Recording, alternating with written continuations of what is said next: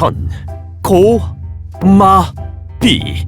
하늘은 높고 말은 살찐다는 계절 가을. 그러나 살찌는 건 말뿐만이 아니었으니 따뜻한 국밥 생각 절로 나는 풍요로운 계절. 가을의 별밑 추탕 콕 집어드립니다. 여기 한 사나이가 있습니다. 호는 오주 혹은 소운 거사요, 자는 백규였으니 전주 이씨 집안의 난인물 이규경입니다. 걸어다니는 백과사전이라는 수식어는 이규경을 위한 말이었는지도 모릅니다.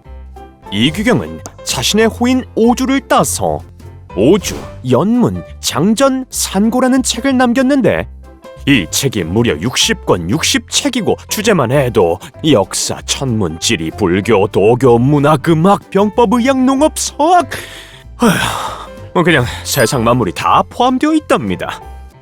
이렇게나 박학한 이유는 백성의 삶을 편안하게 하고 나라의 힘을 기르는 데 필요한 것이라면 학문의 출처나 방향을 가리지 아니하고 사소하고 중대한 것을 가리지 않으며 다양한 것을 논하고 받아들여야 한다는 조선 말기의 분위기가 영향을 미쳤습니다.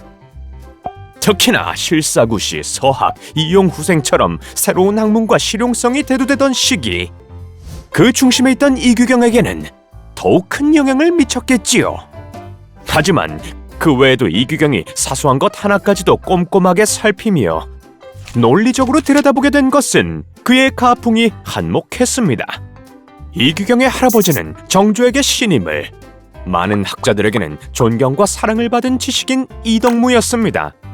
이덕무는 가난해서 굶는 와중에도 허기짐보다 책에 대한 굶주림이 더 괴로웠던 인물이었습니다.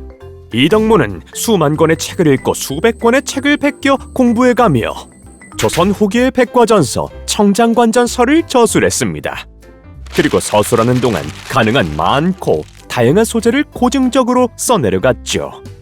이규경은 아마도 이런 할아버지를 똑 닮았던 손자인지도 모르겠습니다. 이규경의 어머니 정씨도 이규경의 탐구정신과 꼼꼼함에 큰 영향을 주었습니다.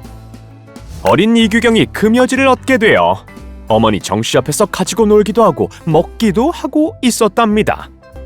그런데 어머니가 바라보더니 사소한 것일지라도 이름과 효능 등 그 특질을 잘 알고 있어야 한다고 혼쭐을 냈다는 것입니다. 어린 이규경은 어머니의 꾸지람을 기억하고 그때부터 세상 만물을 꼼꼼히 살펴보기 시작했는데, 그런 꼼꼼한 이규경의 집엔 할아버지가 쌓아놓은 수많은 책들이 가득했으니 그야말로 박학다식이 될 수밖에 없는 환경이었죠.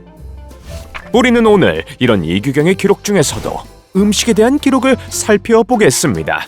오주, 연문, 장전, 산고 인사편의 복식류 카테고리를 보면 이런 기록이 나옵니다. 요 근래 한양에서 유행하는 음식 레시피인데요. 하천의 추어를 몽땅 구해 물을 갈아주고 거대한 두부 덩어리를 구해 솥에 물을 넣고 두부를 물속에 넣어줍니다. 그리고 추어를 그 안에 넣고 물을 데우면 추어들이 뜨거운 물을 피하기 위해 두부 속을 파고 들어가죠. 그대로 두부와 추어는 같이 익어버려요. 그러면 그 안에 참기름과 메밀가루, 계란과 각종 재료를 넣고 끓여 탕을 만들죠. 이게 바로 서울식 추어탕, 추탕입니다. 이규경은 단순히 레시피만 기록한 것이 아니라 그에 대한 세태나 정황까지 상세하게 담아냈습니다. 이 레시피가 성균관의 반인들 사이의 유행이라는 소소한 현상들까지 말이죠. 이규경의 이런 시선들은 알지 못하고 지나갈 수 있었던 한양의 사소한 모습들을 다시 돌아보게 해요. 오늘날 한국 사람들이 추탕 혹은 추어탕 하면 떠올리는 음식의 모습은 걸쭉하게 미꾸라지를 갈아 국물에 섞은 남도식 추어탕이지만, 서울에도 이렇게나 역사가 오래된 서울 스타일 추탕이 존재한다는 사실을 일깨워주면서요. 추탕의 제철은 바로 가을. 서늘한 바람이 불면 추위를 견디기 위해 서울의 사람들은 보양식을 찾았어요.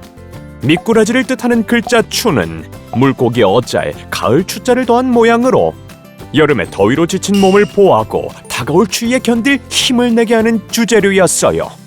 서울식 추탕이 처음 언급된 것은 오주, 연문, 장전, 산고이지만 세월이 지나면서 그 모습은 많이 달라졌습니다. 이규경이 맛보고 즐겼던 추탕은 두부와 미꾸라지가 비슷한 비중으로 들어갔다면 오늘날 전해지는 서울식 추탕은 두부가 들어가긴 하지만 통으로 넣은 미꾸라지가 주재료고 국물의 색깔도 빨갛게 기름이 떠서 보기에는 육개장과 비슷해 보이기도 하거든요. 기록상 일제강점기 때의 경성추탕은 아주 매웠다고 하니 아마도 이규경의 시대 이후 그리고 현대에 이르기 전 매운맛이 가미되고 국물색이 빨갛게 변했을 것으로 추측됩니다. 한양 사람들의 가을맞이 음식 추탕과 그 추탕을 나누는 사람들의 모습을 애정어린 시선으로 바라보았을 이규경의 기록. 이번 집콕강좌는 조선 후기 더 넓은 세상을 더 세밀하게 살펴보았던 조선 후기 한 지식인의 이야기와 한양 사람들이 사랑했던 서울식 추탕 이야기를 들려드렸습니다. 더 다양한 이야기가 궁금하시다면 서울 역사 편찬원 문화마당 시리즈에서 만나보세요. 전자책 무료 열람도 가능.